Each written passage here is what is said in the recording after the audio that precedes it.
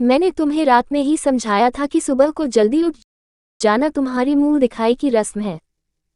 मैंने बोला कि दीदी रात को नींद ही नहीं आई, जगह नहीं है, और मन में थोड़ा डर था कि सुबह आंख नहीं खुली तो लक्ष्मी दीदी हंसती हुई बोली, रानी मेरी प्यारी देवरानी जल्दी से घूंघट कर लो, अगर माँ जी आ गई तो हंगामा हो जाएगा। मैंने घूंघट किया ही था तभी माँ जी वहां आ गई और कड़कड़ाती आवाज में बोली, चलो अब क्या यही गपशप मारती रहोगी तुम दोनों। हमने चलना शुरू ही किया था तभी माँ जी ने लक्ष्मी दीदी के कंधे पर हाथ रखा और बोली, पता है ना कहाँ से जाना है और कैसे जाना है। माँ जी ने बोला कि जब भी कोई बड़ा तुम्हारे सामने खड़ा हो तो हमेशा घूंघट में रहना और घूंघट हमेशा लंबा ही रखना। लक्ष्मी दीदी कुछ बोली ही नहीं, बस अपना सर हिलाकर हाँ बोल दिया। मैंने भी बस अपना सर हाँ में हिलाया।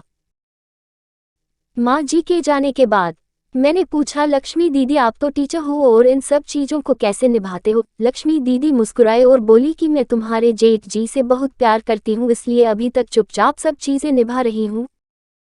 मैं कुछ नहीं बोली और चुपचाप लक्ष्मी दीदी के साथ घर के बाहर वाले कमरे में जाकर बैठ गई। वहां पर एक पड़ोस की आंटी जी बैठी थी। वो बोली कि ये कैसे बहू है, ससुर जी सामने खड़े हैं और ये यहाँ बैठी है, मुझे कुछ समझ ही नहीं आया। मतलब लक्ष्मी दीदी बोली कि आंटी जी अभी नई बहू है, यहाँ के रीति रिवाज सीखने में थोड़ा समय लगेगा। लक्ष्मी दीदी मुझे वहां से उठाकर मेरे कमरे में छोड़ गई।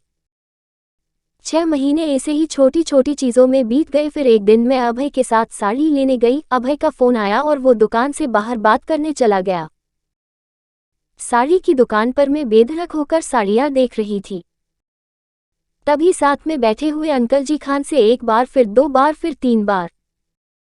मैंने साड़ी वाले भैया से बोला कि भैया इन अंकल जी को पानी दे दो, बहुत खांसी हो रही है इन्हें। अंकल जी भड़क उठे और बोले, क्या बदतमीज लड़की है ये, कुछ शर्म लिहाज है या नहीं इससे। दुकान पर हंगामा देखा मैं बाहर से भागकर अंदर आया और अंदर आते ही अंकल जी के पैर छूकर बोले, मामा जी आप यहाँ। मैं घबरा के दुकान से बाहर निकल आई और एक लंबा घुघुंट करके गाड़ी में बैठ गई। अभय बाहर आया और गाड़ी में बैठकर गाड़ी बहुत तेज चलाने लगा। मैंने धीमी आवाज में बोला, गाड़ी बहुत तेज चला रहे हो, कहीं एक्सीडेंट ना हो जाए। हम घर पहुंचे ही थे तभी माँ जी जोर जोर से चिल्लाते हुए बाहर आई, देखो आ गई ये रानी साहिबा, खानदान की इज्जत मिट्टी में मिलाकर।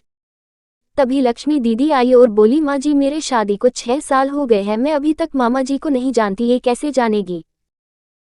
माँ जी जोर से चिल्लाई, देखो कैसे चपर चपर जवान चल रही है इस लक्ष्मी की। तभी अभय सबकी बात काटते हुए बोले कि माँ ये दोनों सही बोल रही है, अगर ये हमेशा घूंघट करके रहती है ऐसे तो ये मामा जी को कैसे पहचानेगी। और माँ आज मामा जी के फोन पर तुमने पूरे घर की शांति को भंग कर दिया है। ये वही समाज है जिसने सीता मैया पर भी उंगली उठाई थी। पिताजी और जेठ जी ने भी अपना पक्ष राहुल के साथ ही रखा। माँ जी थोड़ी देर सोचने के बाद वापस लक्ष्मी दीदी और मेरे पास आई और बोली कि तुम दोनों को अपनी मर्यादा पता है, मुझे उम्मीद है कि तुम कभी भी मेरा सिर शर्म से नीचे नहीं झुकने दोगी। अपने से बड़ों से लंबा घूंघट नहीं बल्कि उनका हमेशा आदर और सम्मान करना। माँ जी ने मुझे और लक्ष्मी दीदी को गले लगा लिया। स्टोरी अच्छी लगी तो लाइक शेयर करें एंड कमेंट बॉक्स में बताना बिल्कुल मत भूलिएगा कि हमारी स्टोरी कैसी लगी। ऐसी प्यारी स्टोरीज देखने के लिए हमारे चैनल को प्लीज सब्सक्राइब कर लीजिए। तो मिलते हैं नेक्स्ट वीडियो में, तब तक के लिए गुड बाय। एंड तक देखने के लिए थैंक यू सो मच।